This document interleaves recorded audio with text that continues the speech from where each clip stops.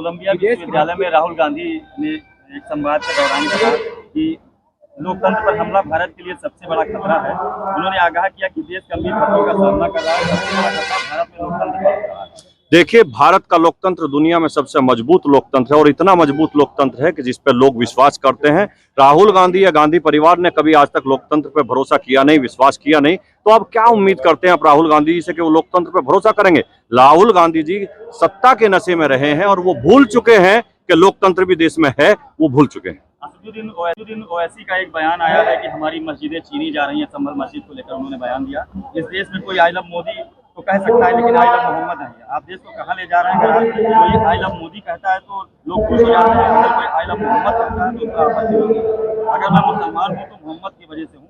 ये पुलिस सिर्फ सत्ता की जवाबदेह है, जब सत्ता बदलेगी तो यही तुम्हें पीटेंगे। ये तो वही है कि जो कहते थे कि 15 मिनट के लिए पुलिस हटा दी जाएगी। आप क्यों नहीं बोल रहे? जरा बोल के देखे ना इस बात को कि 15 मिनट के लिए पुलिस हटा दो। उन्हें पता है पुलिस हटा दी गई तो क्या होगा, इसलिए उन्हें अपनी लिमिट समझना चाहिए और उन्हें समझना चाहिए कि आपको मोहम्मद की आड़ में हम कभी भी कहते हैं आप आई लव मोहम्मद बोलिए, इसमें किसी को कोई दिक्कत नहीं है, कोई दिक्कत ना थी ना है।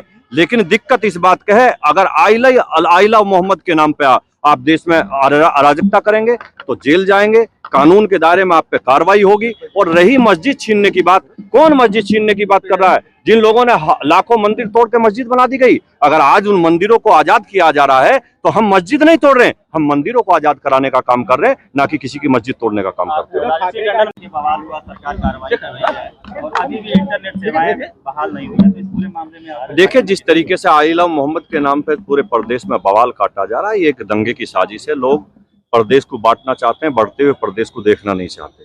लेकिन वे भूल गए हैं कि प्रदेश में अब मुगल काल नहीं है, ये सनातनियों की सरकार है। पूरे प्रदेश में आज योगी जी जिसके मुख्यमंत्री हैं, योगी जी का भी बयान आपने सुना होगा, उन्होंने कहा था कि डेंटिंग पेंटिंग होती रहेगी। लेकिन मैं बताना चाहता हूँ, डेंटिंग पेंटिंग के चक्कर में केवल ना रहें, ओवरहाल होने जा रहा है। अगर कोई दिक्कत करेगा तो पूरी बॉडी का ओवरहाल कराना पड़ेगा और उसमें दिक्कत होगी। मुक्त विश्वविद्यालय में जो है आरएसएस का पाठ्यक्रम भी अब पढ़ाया जाएगा, तो इसको लेकर के कांग्रेस का कहना है कि हमारे बच्चे इतिहास के हकदार हैं आरएसएस के दुष्प्रचार के। तो कांग्रेस ने कब इतिहास पढ़ाया?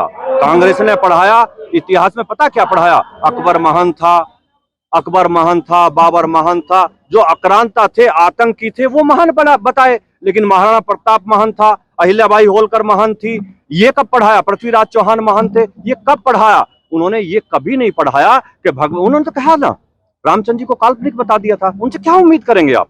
उनसे और क्या उम्मीद करेंगे? उनसे यही उम्मीद करी जाएगी। आप देश का इतिहास उठा के देखिए कि जब से देश आजाद हुआ और कांग्रेस की सरकार में कौन एचआरडी मिनिस्टर रहा? एक ही वर्ग के अधिकतर एचआरडी मिनिस्टर रहे और उन्होंने अकबर, बाबर और जितने मुगल थे उन्हें महान बताने का काम किया, अदरवाइज और कुछ भी नहीं किया। आजकल एक बहुत पूरे देश में चल रहा है, शायद आपके यहाँ भी पता नहीं हुआ है नहीं हुआ, सड़कों पर उतर के लोग कह रहे हैं I love Muhammad, I love Muhammad. मैं उनसे कहना चाहता हूँ कि आप आई लव मोहम्मद कहिए, मुझे इससे कोई दिक्कत नहीं है। आप अपने अल्लाह से प्यार करिए, मुझे कोई दिक्कत नहीं है। लेकिन उससे पहले आपको आई लव इंडिया कहना पड़ेगा, आई लव भारत कहना पड़ेगा, भारत माता की जय कहना पड़ेगा, वंदे मातरम कहना पड़ेगा।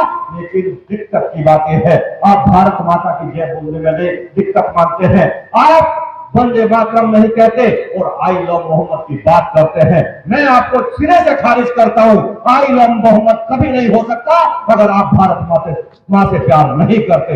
मैं आप लोगों से कहना चाहता हूं, ऐसे लोगों का खंडन कीजिए।